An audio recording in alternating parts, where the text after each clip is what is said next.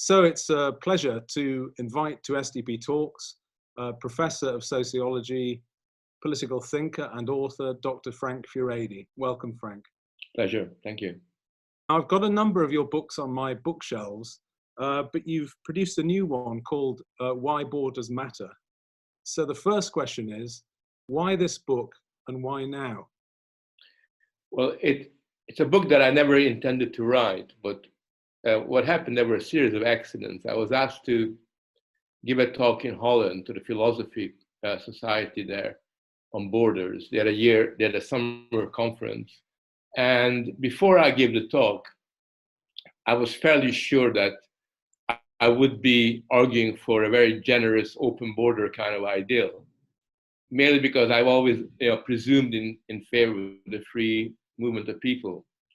And I myself was a migrant who fled Hungary into Austria, then eventually ended up in Canada and then England.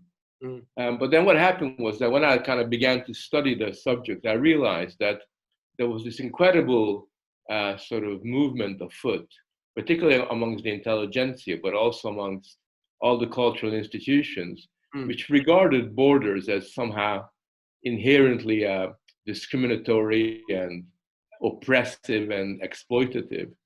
And everybody was saying we need open borders. And open borders had this kind of casual, promiscuous attitude that we don't want any borders. The borders are really bad.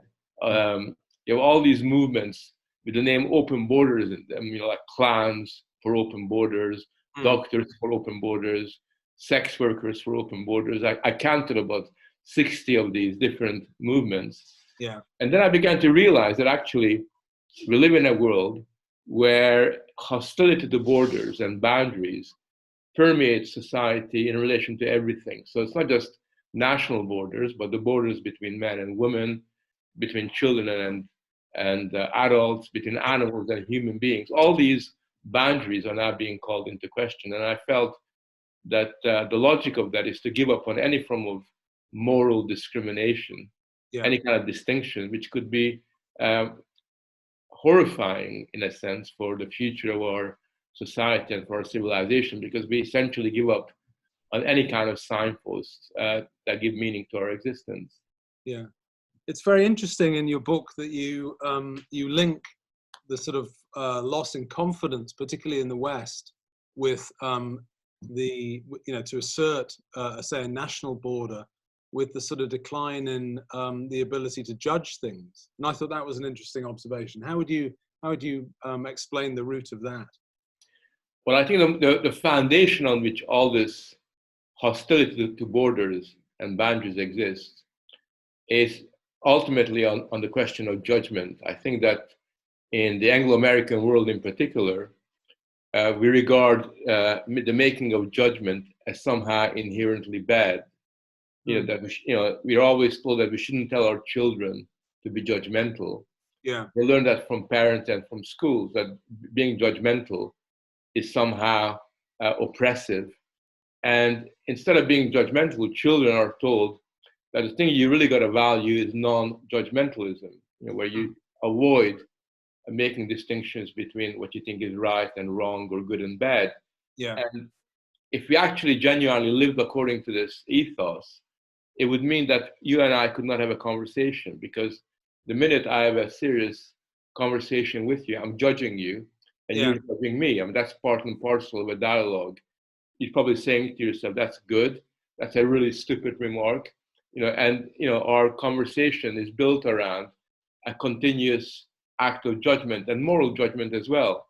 And I think that what has happened is that our culture has given up on judgment because I think we're scared and we fear making judgments, making clear distinctions.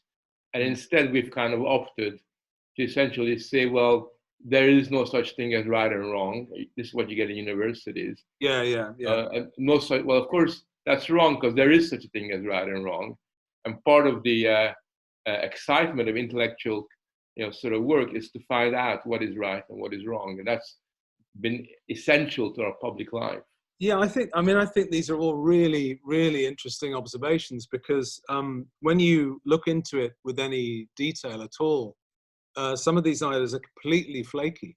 I mean, the idea, I mean, if you, for instance, if you get rid of the idea of judgment, you really can't do any philosophy, for instance. You can't make any assessments. You can't categorize or do any taxonomies on it. You can certainly, you couldn't do any evaluations of hierarchy, in the sense that I think that's a better idea than that. So it really doesn't work. I mean, you talk about sincerity there. I wonder whether the proponents of say open borders in relation to nation states are really genuine in what they say. I mean, you had fair enough, in Britain, you had in New Labour, you had a sort of decaffeinated type of open border policy, just very high levels of immigration.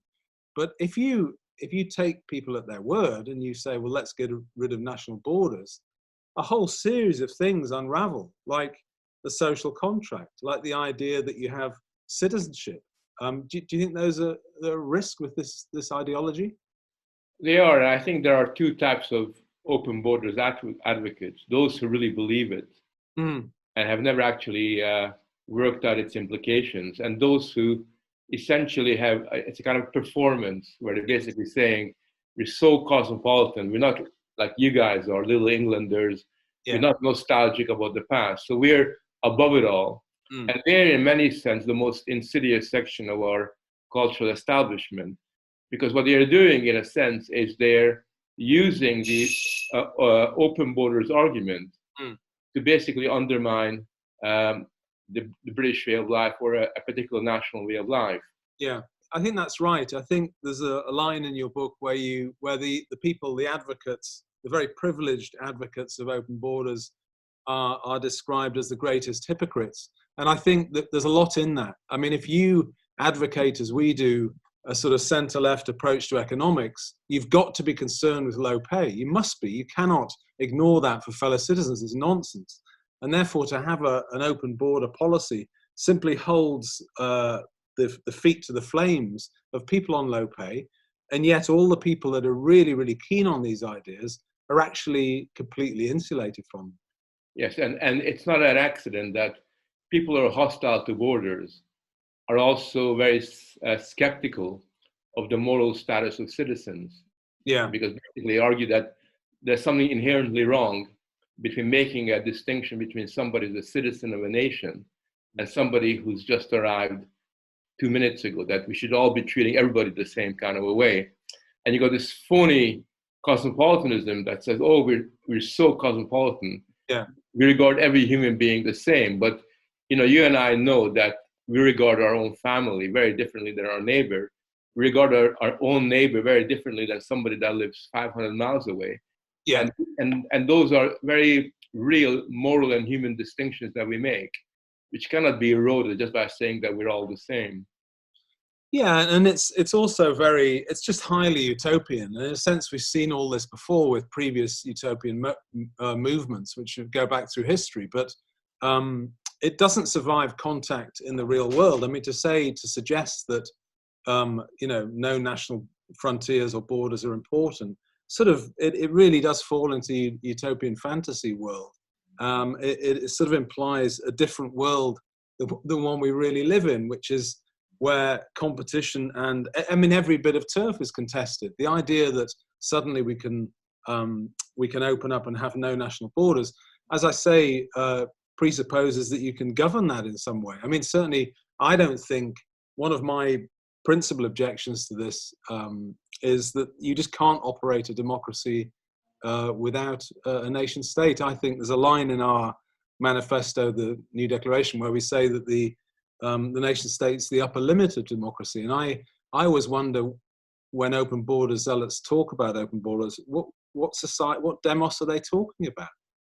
Well, that's a very good point, because they don't take the demos particularly seriously, and they don't realize that from the beginning of the history of democracy, democracy itself was always spatially bound. Yeah. Citizenship was always bounded in a particular territory. And even in the ancient Greek in Athens, where democracy was born, the idea of democracy was intertwined with the city wall. The city wall was seen as in some shape or form symbolize a symbol of democracy. And they very clearly understood that public debate and discussion and responsibility and accountability required abandonness of some form. And for that reason, nation state is the absolute largest territory within which democracy can exist.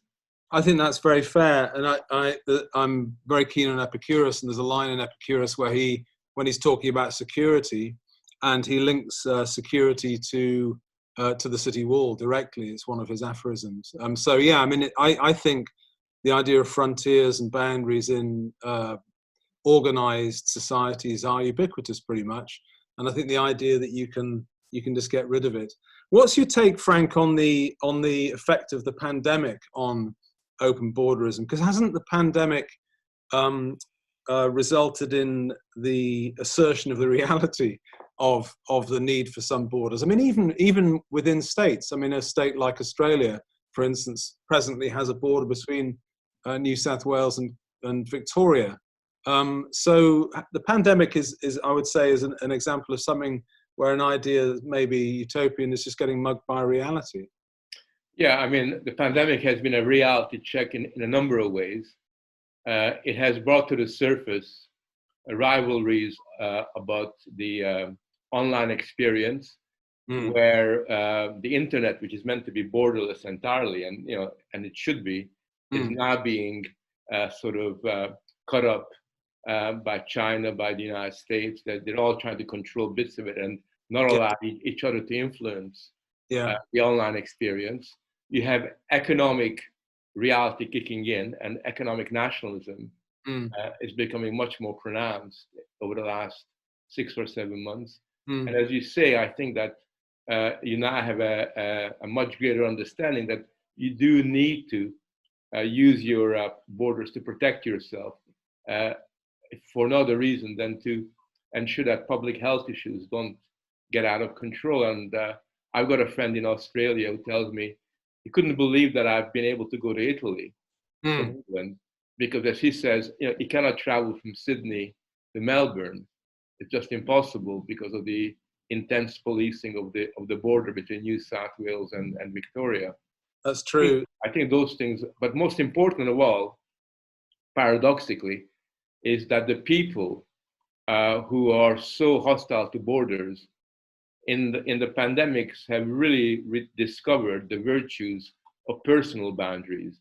Yes. And they tend to be the ones that love the lockout. They don't want to go out. They want to work at home. They're the ones that almost kind of glorify safe spaces and regard the their home as this kind of sacred territory that nobody must cross. And there's a kind of paradox here that all of a sudden, they have sort of brought in the idea of a quarantine as not a necessity, but as absolutely a positive development in their lives. Yeah, I think your observations about the paradoxes of where we are some of the strongest parts of the book. As you say, you've got a paradox where open border zealots would argue for open borders, but then demand safe spaces in a micro space in the university.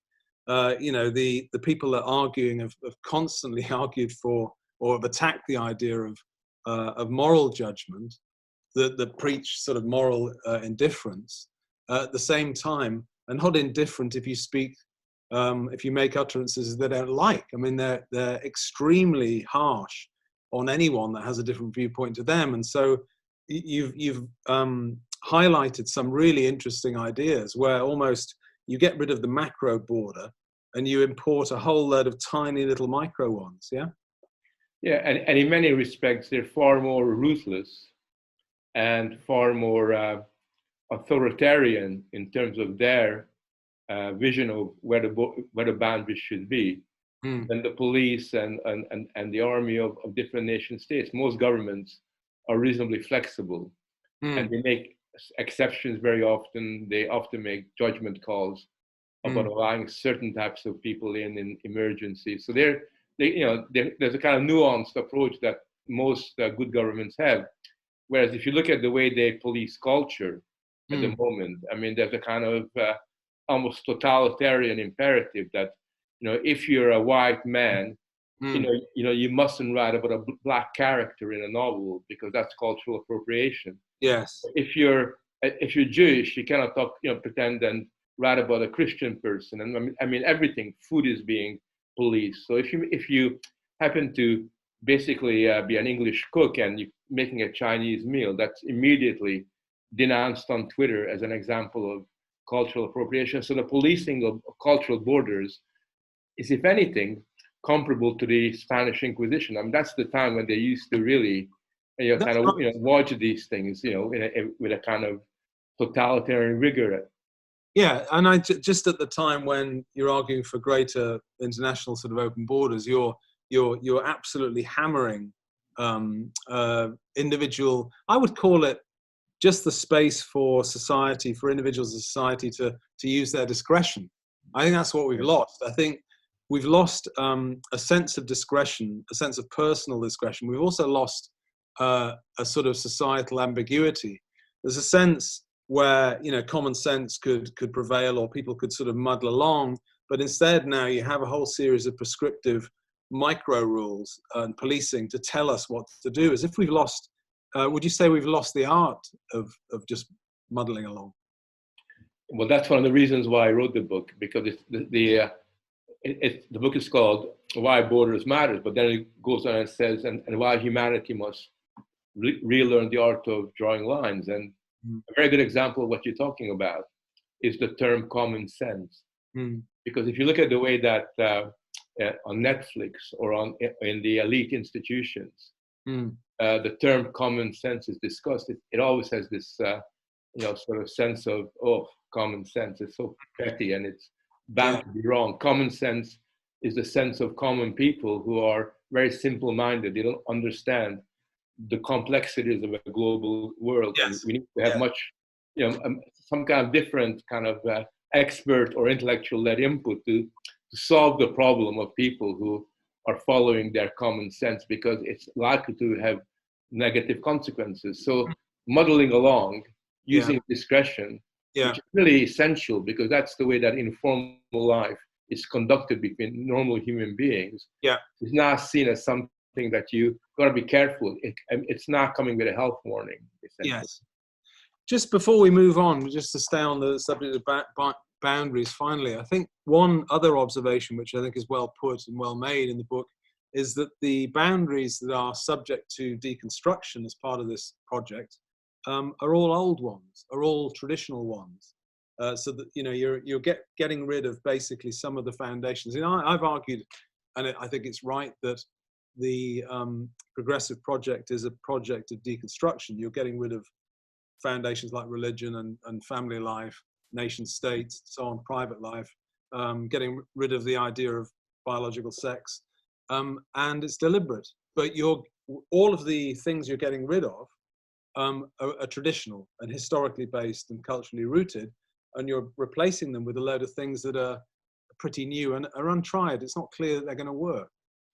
Yeah, I mean, it's essentially a negative project that is deeply hostile to anything that's organic to our experience as human beings. So all the signposts that are based on human experience, because they've given meaning to people's lives over the generations, are seen as negative precisely for that reason, that they go back they go back to the bad old days. So the hostility to borders is another way of being hostile to the web of meaning that has given kind of clarity to our everyday life for a very, very long time. That's something we want to leave behind. What you have as a replacement, it's not really a replacement, because it's much more negative than constructive. What you've got as a replacement is a kind of invented, fragile, provisional, make it up as you go along kind of thing. That's why you'll find that very often the language and the new identities that are constructed are inherently unstable and are continuously fragmenting and falling apart. So you kind of have this situation where ultimately where this leads to is not just the construction of these artificial safe spaces, but you end up with this obsession about your personal boundaries. It's almost like what you want to create is this kind of boundary around your persona that that protects you from unwanted attention, from people touching you, from people coming too close to you. It's a kind of very privatized, atomized alternative that doesn't really have any kind of capacity to become generalizable. Yes. Well, I think atomization is where we're at, and I think the risk with it is that it's very clear, it's quite obvious what the risk is, that there's just no central cultural core to unite us, and unless you have unless you can unite people behind a sense of mutual obligation or solidarity, literally things fall apart. And I know you've written, not in this book, but in the past, a lot about the gradual decline of what we might call universal values, the gradual unpicking of sort of moral consensus and so on. I think John Gray has referred to it as a sort of loss of the common life. That's how he describes it. So if that's where we're headed, what do you think the consequences are of unpicking that? The thing that really concerns me is that this kind of creates a dynamic whereby everyday life becomes increasingly fragmented and polarized, where instead of having what I call a public language that can appeal to all, we have these parallel narratives that cannot connect with one another, because the reason why they're parallel narratives is because they are self-referential and are not interested in communicating with people who aren't part of that kind of bubble. So you have that. But I think my main concern, and this is something that is generally not recognized by politicians or people, who are otherwise quite sensible, is that in the end, the big threat that we're faced with is the impact of this on children and on young people. Because I think that if you have children who are not being given any clear guidance, whose signposts are ripped apart, who are told to almost define for themselves what is the world they want to live in. So that's what we're telling them very often. We have people, for example, who argue, oh, I'm such a progressive parent that I refuse to tell my child whether they're a girl or a boy. Let them decide. Dreadful. You think that you're being so sensitive and open-minded, but what you're doing is you're laying the burden of socialization upon a 7 or an 8-year-old child, which is just an impossible thing to do.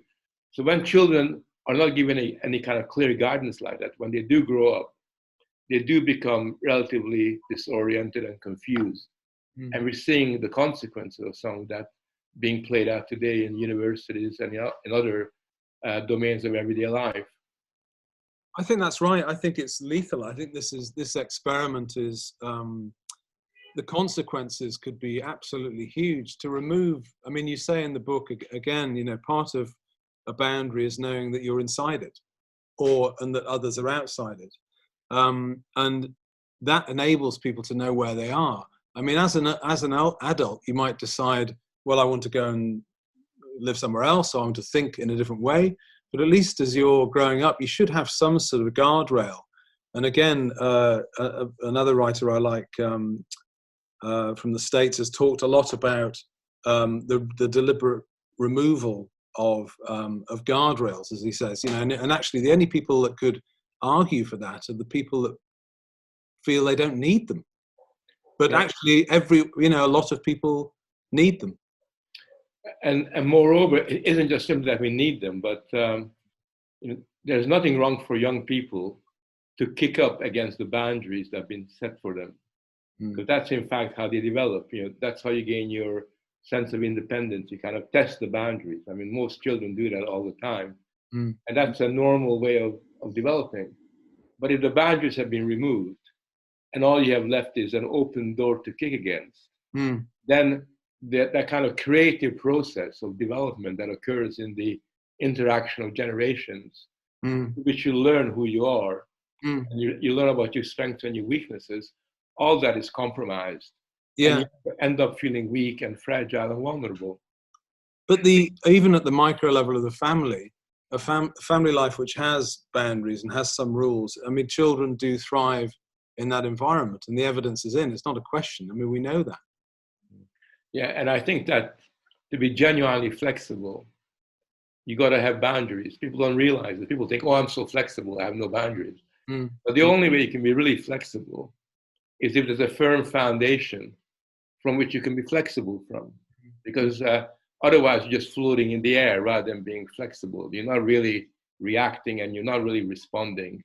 Yeah. You're not really adapting to new circumstances. You're just more or less giving up on having a direction that you want to move towards. And you're giving up on your children, sort of being guided in this journey. Instead, just say, well, we'll see you at the other end. Yeah, or even at to the extent of a parent or parents actually properly guiding, morally guiding a child now is seen as odd. I mean, I think we're in a very dangerous place culturally. And I think, certainly people with sort of slightly socially conservative attitudes have basically been losing the culture war for probably 30, 40 years. Well, you could argue 100 years, but certainly for a long time. And I think there are major consequences to that. One recent, obviously major event which has illustrated this is the BLM movement and the events in the States sort of importing this hyper-racialized politics into the UK. And what we've found in the Social Democrats, I mean, we've analysed BLM's project as we would any project and found actually a lot of it wanting, and we've not been slow to criticise it. The odd thing, Frank, is that very, very few people and institutions have been willing to A, scrutinise it properly, and B, criticise it. Why do you think that is? Well, I think you raise what is the most important issue of our times, which is the fact that, so you talk about, people our side losing the culture war. I think this has been going on for a very long time. There's been a lot of equivocation, a lot of moral cowardice, which I think infects even people who call themselves conservative or who call themselves genuine liberal or kind of old school socialists, who actually, in their heart of hearts, know what's going on. They really understand is at stake, and they're either self-censoring or they're struggling to find a voice.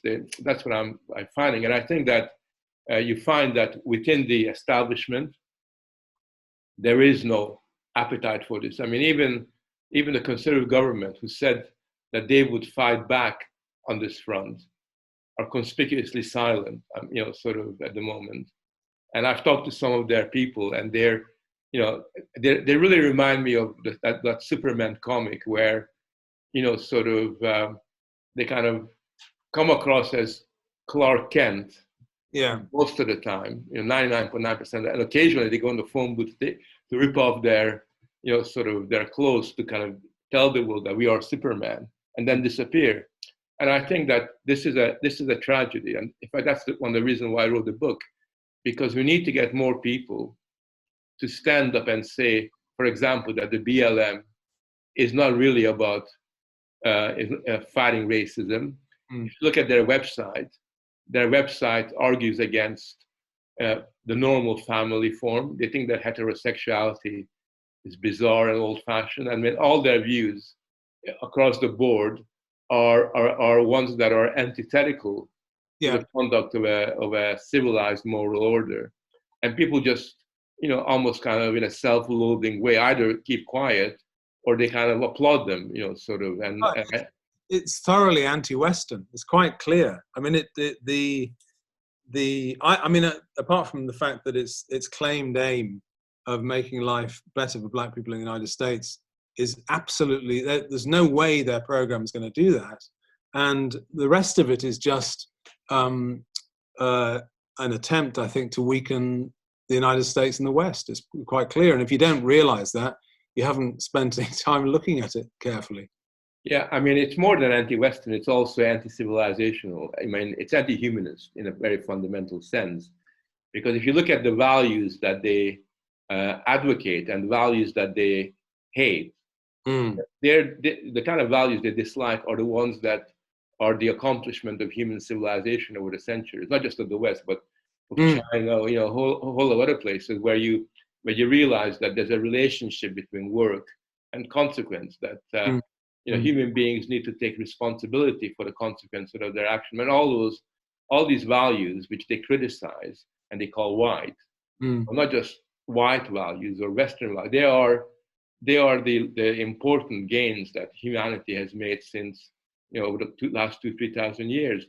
And what they propose instead is a very slothful, sort of anti-civilizational kind of ideal where you essentially, sort of give up on the future, you give up on the past, and you basically want to sit around and revel in your identity and expect that you will be rewarded for doing nothing by millions of guilty Western people. Well, they're certainly working on that, and they appear to be succeeding. I mean, just in terms of the outlook to finish, I'm very concerned that what happens in the States we end up importing, and I'm very concerned about the States anyway. Without a unifying culture, without some sort of unifying culture to bring those people together, I think there is a risk. There's got to be a risk of greater atomization, and I think the way I would describe it is a sort of retreat into, as you say, private boundaries, but I would describe it as a series of pockets, sort of cultural pockets, where people will just basically conduct a micro life inside their own communities. But the idea of a sort of common unifying culture may be in the process of being lost. Do you think that's too bleak, or do you think that's possible? Well, I think that's very realistic. I think we've already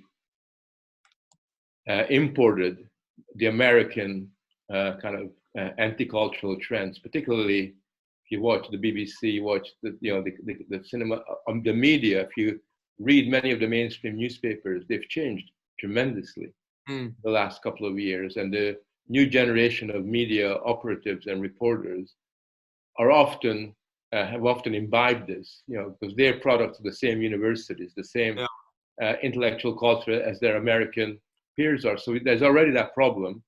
And I think that, under those circumstances, there's little point in kind of focusing on the bleak dimensions of it.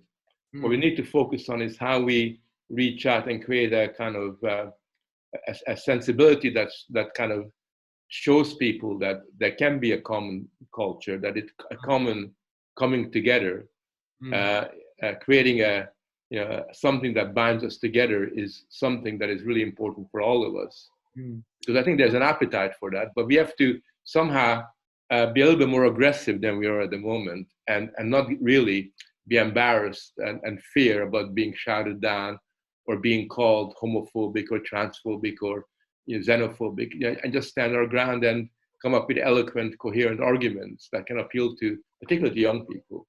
I think the vocabulary is very, very important. And I think one of the problems, you talk about the Tories' lack of, I think it is moral cowardice. I think they parade as social conservatives towards elections. And then after they've banked people's votes, surprise, surprise, they're just as weak and useless as they always were, because they are really liberals.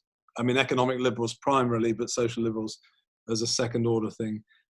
So I part of my argument for arguing for a political vehicle is that I don't think people who are, I agree with you, Frank, I think actually the mainstream hinterland population does not go along with this and is looking for a voice. And I think what I object to is for them having to vote for a series of parties that don't reflect their culture. And we and it's going to take a long time, but we mean to try and change that. But we're a small party, but we're growing, and it does prove that there is an appetite if you convene that. If you, at least you put it out, then it's there for people to say, well, I'll take that option. Well, I mean, I really hope you succeed, because very kind. We need people like you and your colleagues to sort of make greater headway. And we need somehow to kind of bring all kinds of people together, because at the end of the day, the issues at stake are so important that petty differences over taxation or this policy or that, pale into insignificance compared to the big issues that we've been discussing. And that I think that that's the way we got to think of it, that there are these very important issues that affect all of us, because public life as such, democracy as such, the meaning of citizenship as such, ultimately is founded upon a common cultural sort of identity that we have, that we kind of constructed together. And we do need to give the sense of nationhood some kind of 21st century clarity. Not because, we're kind of obsessive nationalists, but because there's some kind of community there is want to be part of, and want to have that sense of communalness, that solidarity to mean something to people, and most importantly, there's a possibility for them to experience as well. I agree, and thank you very much. It's kind of you to say that. I think people have a natural human need for solidarity, and naturally they do want to share among their fellow citizens. I think there's an impetus, there's a feeling that you want to do that, and I think the hyper individualization that we've had over a long time, I think people have had enough of it, and I think we're just going to do our best to try and challenge the bigger parties and grow and see what we can do. But listen, thanks very much. It's been wonderful. I thoroughly recommend the book, which is Why Borders Matter, published by Routledge. So thank you very much, Dr. Frank Furedi. Thank you. Pleasure. Nice talking to you.